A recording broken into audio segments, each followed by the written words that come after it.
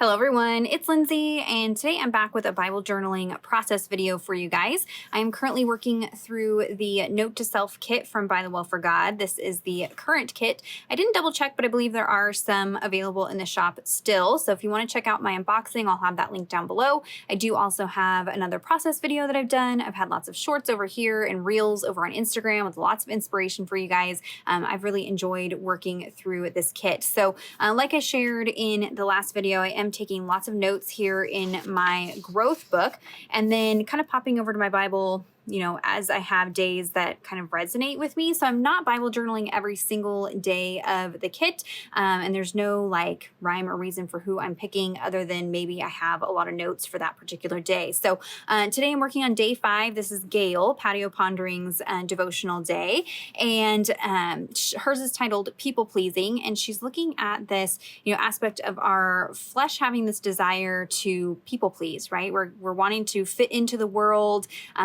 do things that are pleasing to other people. But as Christians, that's not really our calling. We're called to seek Christ and to do things his way, not to please others. And so her focus passage is Colossians 3:1-2.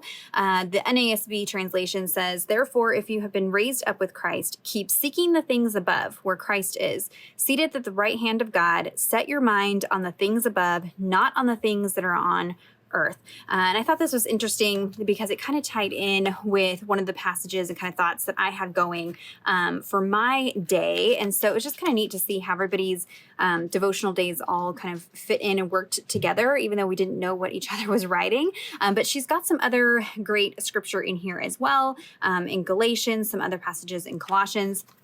So I took a lot of notes, and one thing that I ran into is I had already journaled in Colossians. So I'm actually going to be journaling in Galatians, and the verses that I'm looking at are 1:10 and 2:20. So Galatians 1:10 says, "For am I now seeking the favor of men or of God, or am I striving to please men? If I were still trying to please men, I would not be a bondservant of Christ." And then Galatians 2:20 says, "I have been crucified with Christ, and it is no longer I who live, but Christ lives in me. And the life which I now live in the flesh, I live by faith in the Son of God, who loved me and gave himself up for me." So now as Christians, we are called to live a life for Christ, not for pleasing men. So it worked out that I have both of those verses on the same page here in my illustrating Bible. And so that is where I'm going to be journaling. Now I did have, before I talk about what I'm doing here, I did have a lot of notes here actually for Colossians 3:1-2 that I wanted to include. And because I'm not journaling in Colossians, I'm journaling in Galatians, I am going to go ahead and include those as a little insert piece in this page. And so I did go ahead and type these out. These were some notes from David Guzik. I typed it on one of the pattern papers from the release this month. Now, this is something I'd seen a comment in passing and I hadn't actually run into this yet. I have an old video showing how to use the spiral punches for the planner punch board to punch inserts for this coil bound illustrating Bible. And that video is now outdated. I will likely take that down because I did that for one of the original editions of this Bible, and unfortunately they have actually changed the coil that they're using. So I tried all 3 of the spiral punches and none of them were the correct distance to work for this. So I had to create my own template. I'm a little irritated that they did that because I know a lot of people were kind of using that as an easy way to insert things in here. So there may be a spiral punch out there that works with this. I haven't dug in there to look. But what I did was I just took a piece of paper, lined it up with the holes in the Bible, and then just made like a little tick mark at the center of each of the holes, and then used my crop-a-dial, and then I set the crop-a-dial, make sure I'm on the right side, for the larger hole, and I set the guide at 1/4 inch, and then I just went in and punched each little tick mark, you know, made sure it was halfway through the hole. So it was kind of a tedious process. And then took some scissors and just cut my own little notch there. And now I have a guide. So now I can line this up on whatever I'm going to be inserting and just use this as a guide to punch in here, manually cut my little slits, and then I can insert. So it's tedious. I'm not happy about it, but it it works. It gets the job done. So I've got this with all the notes that I will be inserting in here. And the notes that I found from David Guzik for Colossians were very interesting. He says, because we were raised with Christ, we should act just as Jesus did when he was resurrected. He says, after his resurrection, Jesus left the tomb. So should we. We don't live there anymore. So don't live, you know, held up on your past sins and your past life. We are, you know, on the other side of that. We can live looking forward. After his resurrection, Jesus spent his remaining time being with and ministering to his disciples. So should we live our lives to be with and to serve one another. After his resurrection, Jesus lived in supernatural power with the ability to do impossible things. So should we, with the power and the enabling of the Holy Spirit. That's not saying that we can do the same miracles that Christ was doing, but with the Holy Spirit, we just have a different power than Christians and a different ability to do things in our life. After his resurrection, Jesus looked forward to heaven, knowing he would soon enough ascend there. So should we, recognizing that our citizenship is in heaven. So I kind of liked that imagery that he has there. So that's what I went ahead and typed out on here, and we'll be inserting that into my Bible. So other than that, I'm not really copying a whole lot of notes into here. As I explained, this is going to be more for art journaling, prayer journaling. I'll leave some room on that insert to do some prayer journaling. But I ran into another annoyance with the Illustrating Bible. I really do like this Bible. There's just a couple little things that bug me, and I know bug you guys too.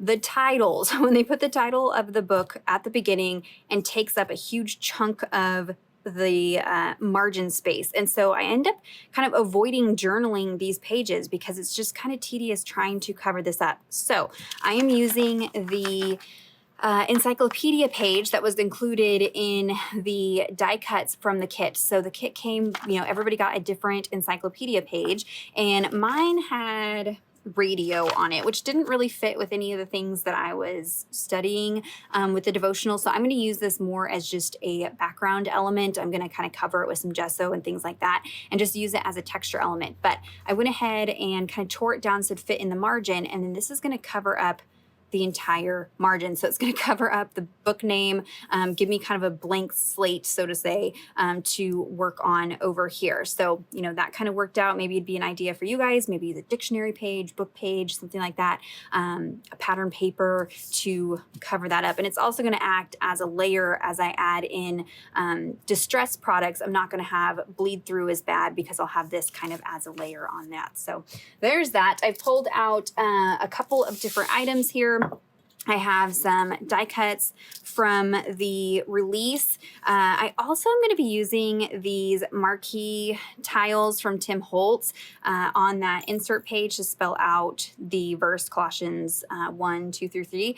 And in my unboxing, or actually in my what's in my cart video, I had put these in my cart and mentioned I was going to try adding some frosted crystal to them because I don't love how shiny they are. I mean, they're meant to be like a plastic marquee letter. That's exactly what they look like, but I don't like the shininess as much. So I was going to use frosted crystal to kind of fix that. I wasted a letter for you guys. Don't do this. These are not heat stable. So even when I tried with just a little bit of heat, no matter what I did, the amount of heat that it would take to melt the frosted crystal embossing powder melted the plastic of the letter. So it's like all wonky, it was curling, and it still didn't fully melt the crystal, so it's not really sticking. It was a fail. So don't do that. That doesn't work. We've just got to leave it as it is. I mean, I guess you might be able to put some collage medium or something like that over there, but I still would worry about it peeling off that plastic because it's very, very slick. So we're just going to have to use them as is. Another thing I have in here, I created these little notebook pages in my last tutorial video, so I'll have that link down below if you're curious how I made that.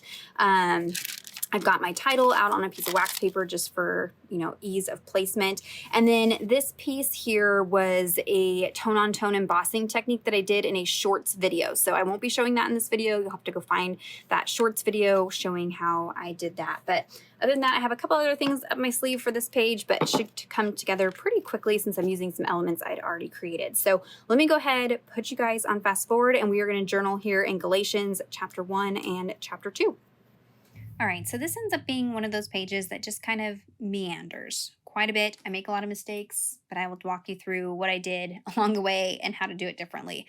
But I am starting by applying this page from the encyclopedia. So I'm using some multimedia matte gel, and I do have a video. I compared this to some other page prepping materials, and I'm so glad that I did this because I don't typically prep my pages, but I use that to glue down the page, and then I went ahead and just slopped on a really thin, quick layer of this over the entire page.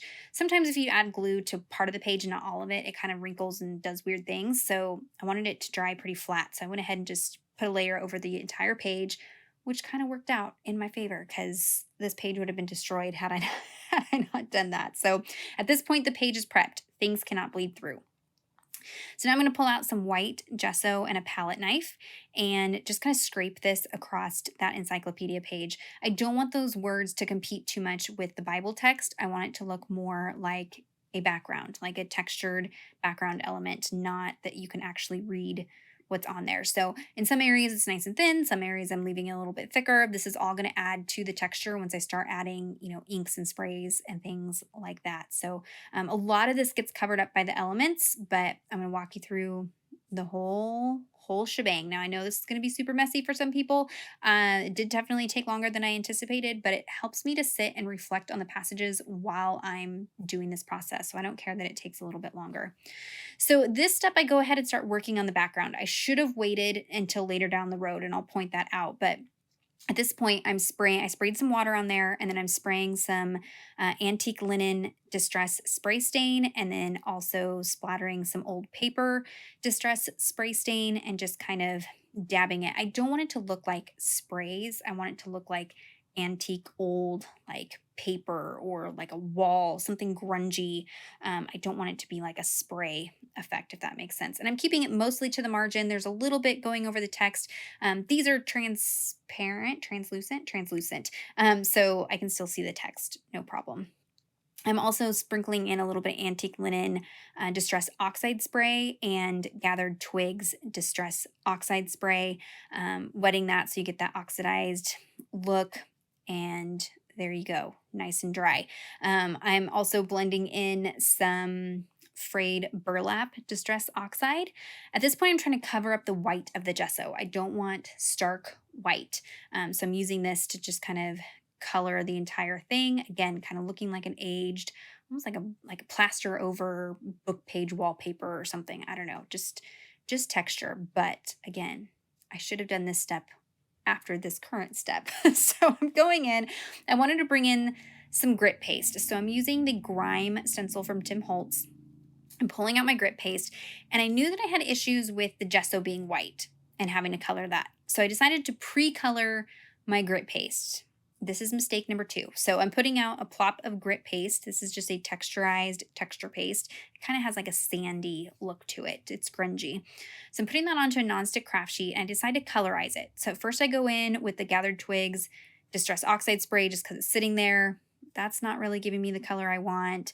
So then I go in with some ground espresso distress oxide ink, since that's right there on my desk.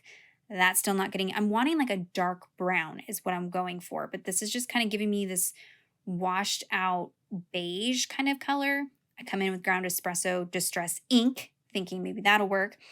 When I read the container after the fact, it says to tint this with paint. So I should have used ground espresso distress paint, but instead I'm just grabbing anything and everything. I'm trying sprays, I'm trying inks. Later on I'll come in and try distress crayons, thinking those are pure pigment, so that should work, right? Pure pigment. No, because this is white, no matter what I do other than paint, it's going to be a lighter color.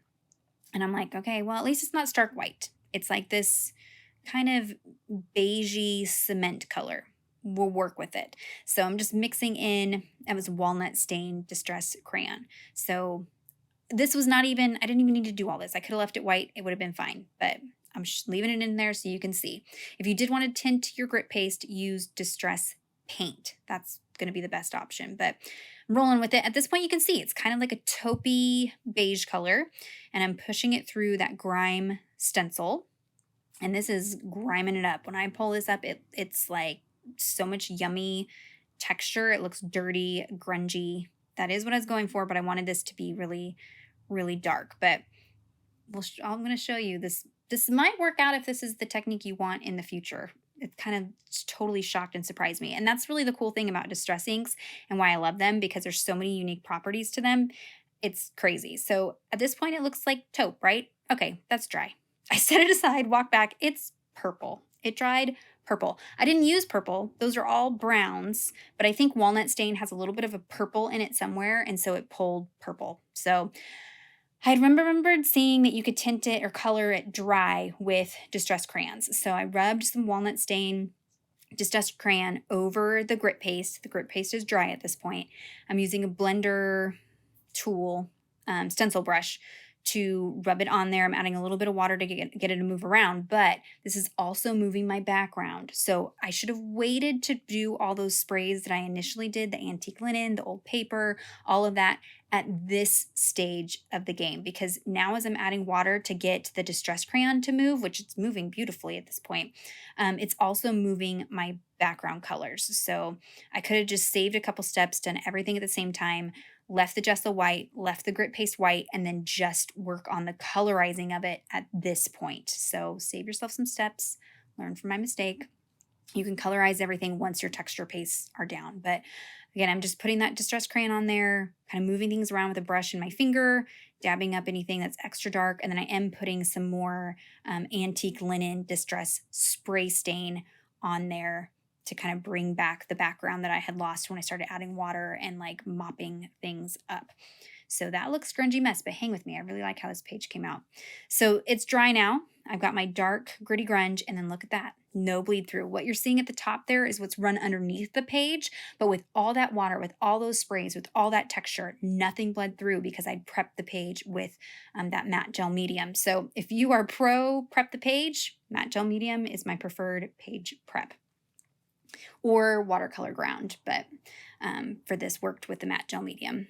So now I've gone ahead and put the grime stencil back over the texture, and I want to bring out some gold, and I want the gold only on the texture. So I'm going to use these new foundry waxes, right? Foundry waxes, yes. And this is the gold one, and I'm using a brush. Typically, I would apply this with my finger, but I decided to try it with a brush. You probably get a thicker application with your finger. It would have been bright, more shiny, but I wanted to do this pretty quick, and I didn't want to rub my finger over. I don't know. I have a weird thing about texture, like the feel of texture paste. I don't like it on my fingers. So I'm just using a paintbrush, dabbing that wet foundry wax, and it's only going on to the grimy areas because I've got that stencil on there, so it's not going to get on the background. And I've done a couple videos with this stuff. It like dries down to powder, so you have to work pretty quick, get it applied, and then you do have to melt this with a heat tool. So I did find that I didn't get super shiny, and I think it's because it wasn't like a super thick application of it, but you could go back in after you heat set it and apply a second layer if you wanted it really shiny. I had seen an old page I'd done where I had used gold foiling over this stencil, and I really liked the look of it, but I wanted to do something without the sticky embossing powder and the foils and all of that. So the foundry wax was much easier to get that metallic look. Again, you could use metallic embossing powder, but that's super messy and difficult. So I like that the foundry wax is really easy to apply. You just heat set it. You can see it's getting nice and shiny and gold. And again, it's only applied to the grit paste because I reapplied that stencil. If I had just gone on over it with my finger without the stencil, I may have skipped it and got it onto the background, and I didn't want that. I only wanted it on the gritty texture. And so there you go. That is a grungy background, but in the end, it all comes together, and I really love the way that it looks there. So I can start pulling together all of my die cut elements. I'm going to cut down that little notebook page. I'd run it through my typewriter. Those were so fun. Again, you can see that in my last tutorial video that I did. And I just had an extra one laying on my desk and I was able to use it pretty quick. And then I had that tone-on-tone embossed piece already made sitting in my cart. So I was able to just pull that out and use that as a background for my title. I am using quite a bit of liquid glue because I am putting this over that grit paste texture. So this page is very, very chunky. It's very like, there's a lot of grit, there's a lot of chunk to it because of that texture paste and the gesso and everything that's going on.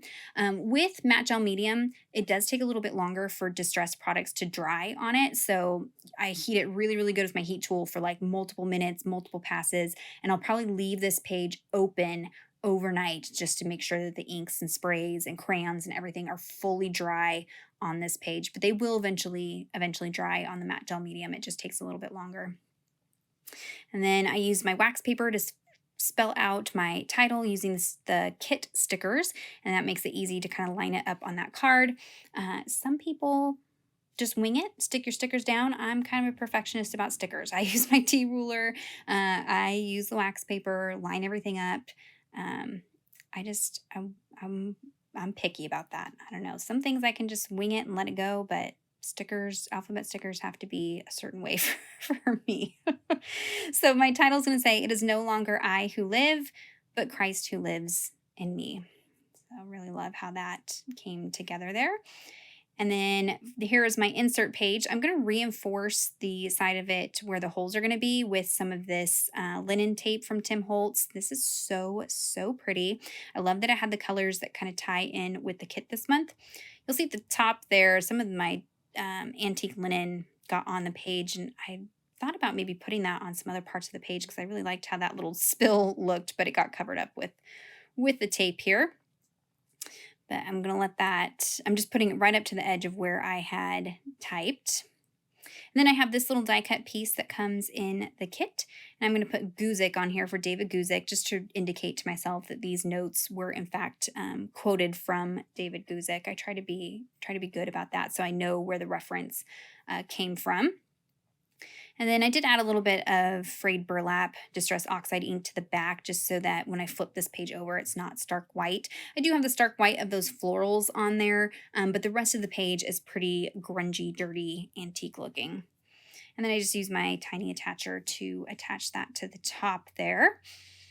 And then I'm just going to cut this down, but I decided to tear it. That way it would kind of match the torn edge of the encyclopedia paper. And then I'll use the same frayed burlap distress oxide to kind of dirty that up. I just chose that color because it was what was sitting on my desk. I actually typically like to use distress inks for blending on the edges of my papers. I just like that look better, but this works just the same. I'm just using a makeup brush to dust that on there. I'm going to cut that down, and then I can always insert that other little piece that I cut off as my prayer piece, or I can add a thinner piece of paper to the back of this with my prayer journaling. But I typically try to do that off of camera. That way it's honest and raw, and I don't have to censor myself for public. I found myself kind of hesitating to write certain things down. Not that it was like it had to be secret, but there was just more private journaling because I do these videos. And so I've tried to kind of adapt things where I do as much on camera as I can, and then I do my prayer journaling off camera. And then that way I can just journal exactly what I want to journal, uncensored. Here's those little mini marquee tiles. I cut down, I think it's an I maybe, and made it the dash for the 1 to 2, and then use little plus signs for a colon, and that worked out to fit on there. And I wanted to pull in some black from the black of the note card on the left-hand side.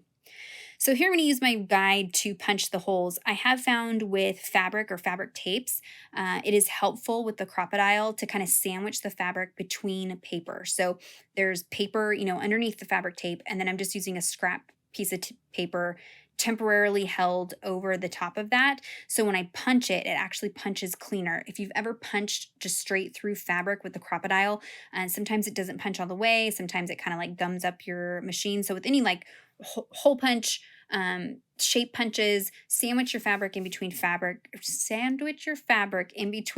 or cardstock, and you'll get a cleaner punch. I did have to go in and just kind of pop out the little circles. Just they were each held on by like 1 or 2 threads, but it was pretty easy. Much easier than if I just tried to punch through there without the extra piece of paper. And then I just make a little snip right into the center of each hole. And that way I can pop this piece right into my Bible. And by adding that fabric tape really reinforces the paper so that if I do kind of put it in and take it out, it will hold up longer. And then I went back in and highlighted the verses a little bit darker. And that is it for this entry. It meandered. It took a while, but I really loved the finished look. I hope you guys learned some things from my mistakes.